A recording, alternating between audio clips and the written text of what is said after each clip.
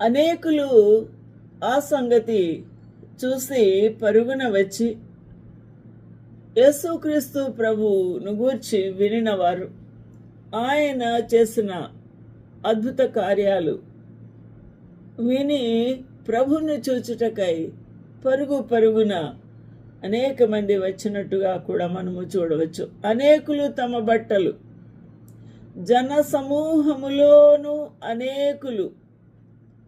అనేకులు వచ్చుట ఎలా సాధ్యమైంది? యెరూషలేములో అంతమంది జనసమూహములు ఎలాగా వచ్చున్నారు?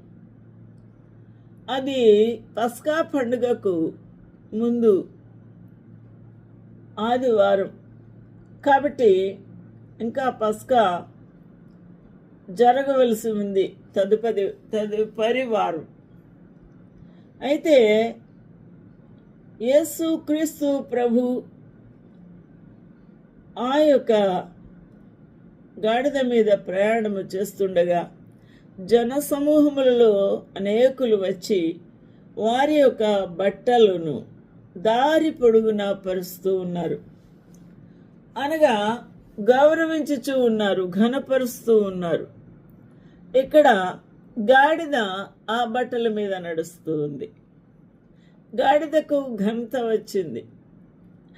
గాడిద ప్రభువుని పడవేయలేదు.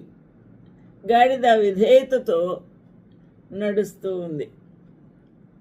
హల్లెలూయా. ఏమాత్రం కూడా మరి అక్కడ బెదిరిపోలేదు గాడిదలు. దేవునికి మహిమ కలుగును గాక. జనసమూహములలో ఆయనకు ముందు వెనుక వెళుచుండిన వారు దావీదు కుమారునికి జయము, ప్రభు పేరిట వచ్చువాడు స్తుతింపబడునుగాక, సర్వోన్నతమైన స్థలములలో జయము అని కేకలు వేస్తూ ఉన్నారు. దేవునికి మహిమ ఘనత ప్రభావము కలుగునుగాక. ఇది దేవుని యొక్క అద్భుతమైన లేఖన భాగాలు ఇక్కడ నెరవేరుతూ ఉన్నాయి. ఈ నెరవేర్పులో భాగంగానే ఈ సాత్వికుడైన యేసుక్రీస్తు ప్రభు ఆయనే రాజు. అందుకని కీర్తనాకారుడు అంటున్నాడు 24:8 ఆయన ప్రవచనము ప్రవచించి ఉన్నాడు. మహిమ